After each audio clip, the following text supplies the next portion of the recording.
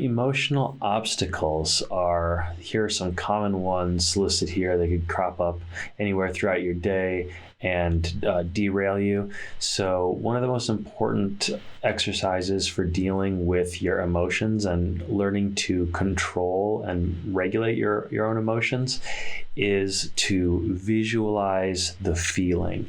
Make it a thing that's sort of separate from yourself. Find the feeling in your body.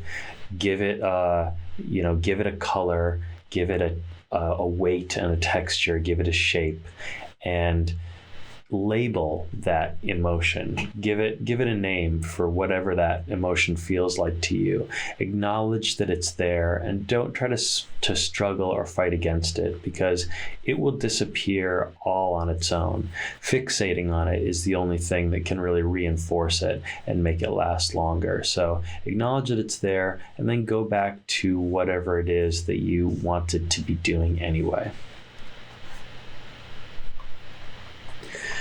A great way to remember to do this is, again, always be willing to take a pause in your day, do a little bit of breathing, just observe your breathing, find the breath relaxing you as you slow down, and then you'll be able to really objectively assess what it is that's bothering you and what you want and how to best move forward. So stress is always going to make things harder. Shame is never useful.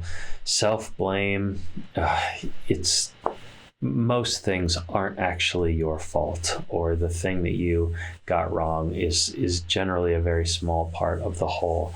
Grief is something that you might have to feel and get through it.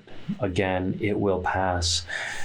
Dread is an important emotional obstacle to take apart, because it usually comes from consistent failure at something without understanding why you are failing. So maybe you feel like you're really bad with job interviews, so you dread job interviews, but maybe it's because some of your symptoms were causing you to fail to get the job often, which now gives you that feeling of dread because you think you're sure to fail. So once you understand the obstacles, the expectations involved, and your own condition better, then you won't naturally dread those experiences and you can actually get excited about them again. And then fatigue is obviously sets in because many times atypicals are required to exert a lot more effort than neurotypicals just to do simple tasks. Maybe a neurotypical could do something on autopilot that requires the full attention of an atypical person. And so that can lead to fatigue, which is also very similar to an emotional obstacle. So make sure that you're always protecting your focus from these drains on your emotions and on your energy. Designate a safe friend to check in with. It can be nice to have some accountability so you can just talk things out. Also, therapists are great for this.